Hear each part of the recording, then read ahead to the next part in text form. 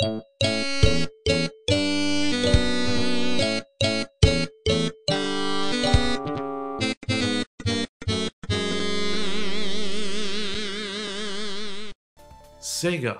what are you doing?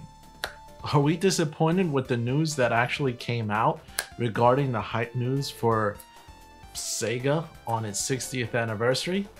Let's talk about it.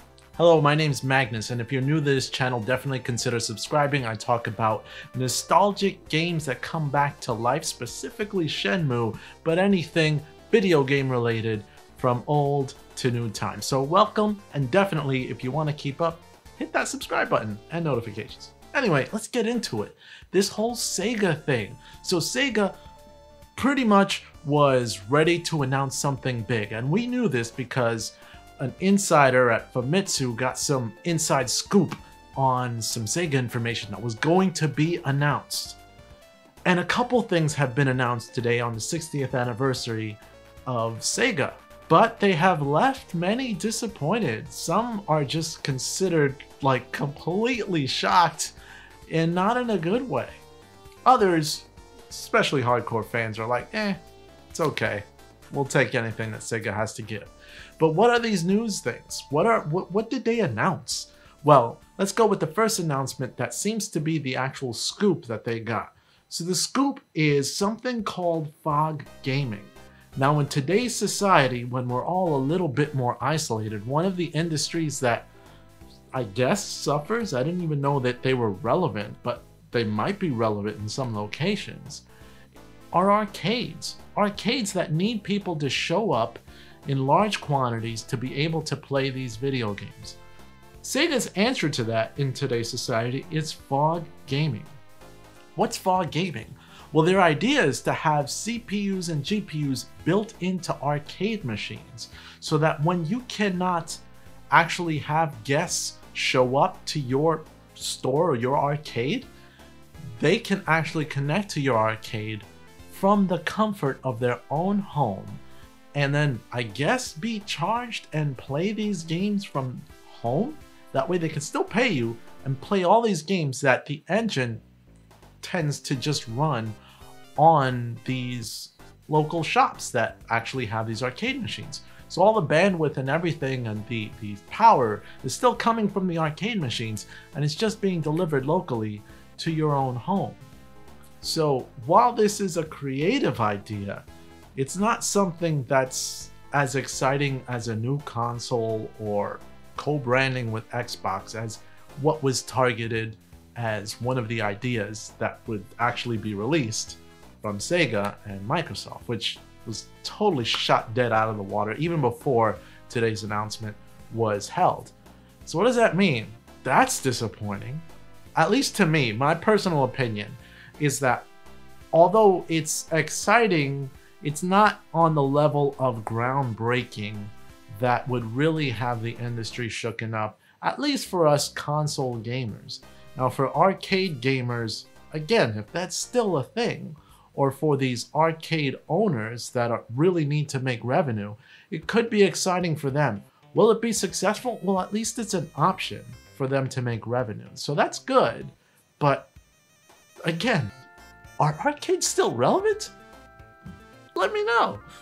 So the second thing, and I guess this wasn't part of the announcement, but it definitely is something that Sega had to announce, I guess, because they want to actually cause some excitement, is the fact that they've released the Game Gear Mini, or they're going to release the Game Gear Mini.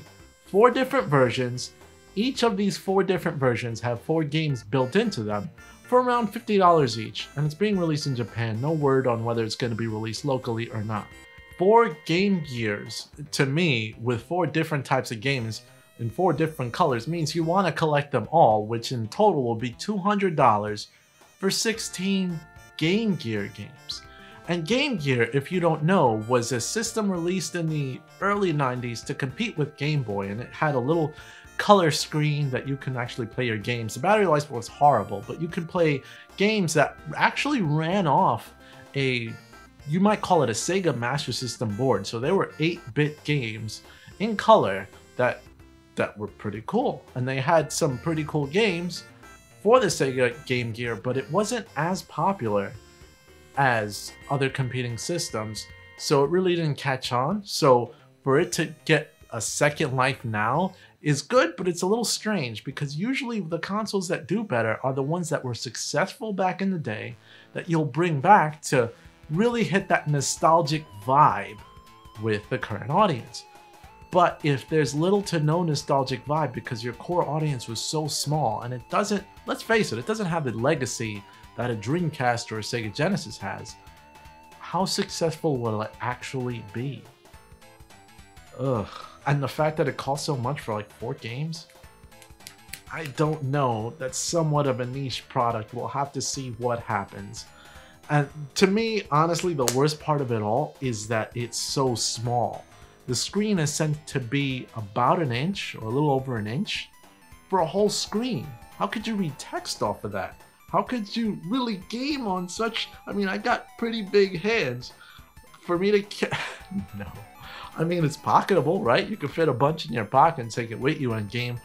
Maybe that little style might be pretty cool, but I just... Ugh. I don't know. What do you guys think? Let me know. All in all, with these announcements, I think Sega had a tough promise to keep when they didn't even make that promise to begin with.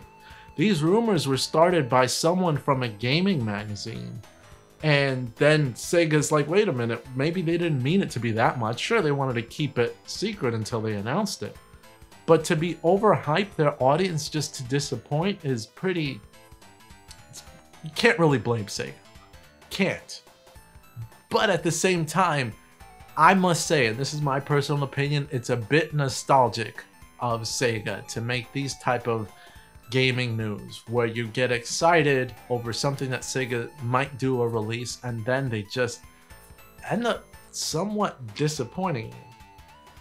Somewhat. Again, it's not their fault, but it's like, again, to where you're almost used to it and you're like, yep, I remember when they used to do that.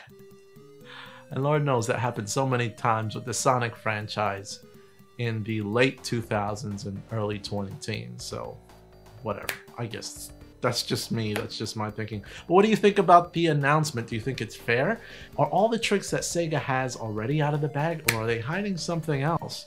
I don't know, but I am not in the mood to build up more excitement to get disappointed again, at least not right away.